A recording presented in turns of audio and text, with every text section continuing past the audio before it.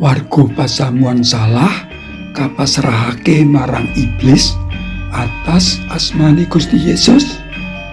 Para sadherek ingkang pinderkahan dening Gusti, mugi sih rahmat lan tentrem rahayu tansah nyarengi kita sadaya wonten ing Gusti Yesus.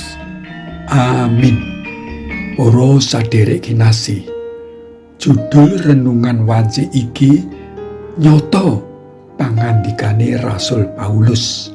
Cetane kita bisa maos saka kitab 1 Korinto 5 ayat 5. Wong iku kudu kita pasrahake marang iblis atas asmane Gusti Yesus satemah daginge rusak supaya sukmane kapitulungono rahayu ing besok ing dinane Gusti.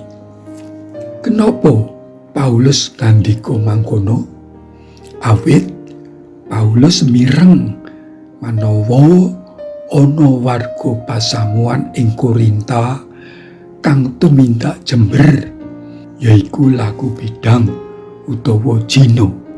Kasrat ing ayat 1, Paulus gumun dene warga pasamuan Korinta malah padha kumlungkung. Ayat 2, Paulus ngandika, "Apa ora luwih becik kowe padha prihatin sarta nyingkirake wong kang duwe pratingkah mangkono mau saka ing tengahmu?" Mula Paulus dawuh supaya warga pasamuan kapasrahake marang iblis nanging sukmane kapitulungan rahayu ing Gusti Yesus. Para sadherek kinasih, Korinta mono sawijining kutha pelabuhan kang gedhe lan rame, pusat dedagangan antarane Italia lan Asia Kulon. Warga Korinta akeh kang sugih brewu, ora amung perdagangan wae, uga bab kesenian, pengetahuan, filsafat uga maju, lan akeh uga aliran kepercayaan warna-warna kang umume nyembah dewa-dewa. Dene pasamuan Kristen tuwuh saka brayat-brayat prasaja minangka kutha rame lan maju, mesti wae uga banjur ana golongan sugih, golongan mlarat. Kejaba kuwi uga dadi tuwuhing tumindak ala, amarga anane wong-wong kang apus-apus, pengangguran, budak-budak kang mlayu lan dadi wong neneka, kalebu kang tuwuh tumindak-tumindak asusila. Sumber saka pembimbing ke dalam perjanjian baru ingkang karipta dening Dr. Andes M.E. Dwi Firman, terbitan BPK Gunung Mulia tahun 1999. Para sadherek kinasih, amarga kahanan kutha gedhe lan rame, maju sarta anane aliran-aliran mau nular marang pasamuan. Mula banjur ana aliran Apolos, aliran Paulus, aliran Kefas, aliran Yesus. Uga anane tumindak ora apik saka sebagian masyarakat mau, kaya Jino, cetil, nyembah brahala, mitenah, dem-deman, apus-apus. Mbok menawa banjur nular marang sawetara warga pasamuan, temahan ana kedadian tumindak jember mau.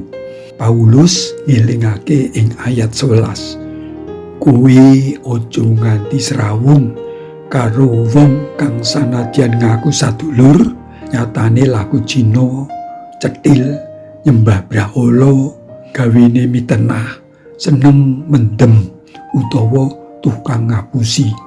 Ing kene Paulus nerangake amunga marang sadulur ing sapatunggilan wae. Dene wong liyane kang ana njaba pasamuan kang tumindak jember iku bakal diadili dening Gusti Allah. Ayat 13. Para sadherek kinasih, apa tegese masrahake sadulur kang gawe dosa jember marang iblis atas asmane Gusti Yesus? Mestine ora supaya sadulur mau uripe rekoso, lara, abot lan liyane.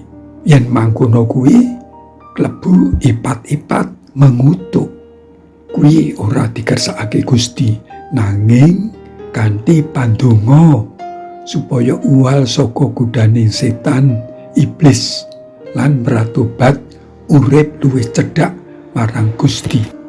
Paulus ngandika, para sadulur, yen ana wong kang tinemu ing panerak, kowe kang kasukman kudu nuntun wong iku marang dalan kang bener kalawan budi kang sareh, karo njaga awakmu dhewe supaya kowe uga aja kena ing pacoban. Galati 6 ayat 1. Imane sayang banget ana wong kang ora gelem ndongaake. Alesane, lho, kuwi ra urusane pendeta apa majelis to? Kados pundi pamanggih panjenengan sadherek? Amin. Duh Gusti, mugi paduka paring pangapunten dumateng sadherek-sadherek ingkang dumawah ing dosa. Paduka padangi sarana suryaning Gusti Yesus temahan waluya rohaninipun, jiwanipun, saengga kawilujengan langgeng inggih taksih kadharepi ing Gusti Yesus. Amin.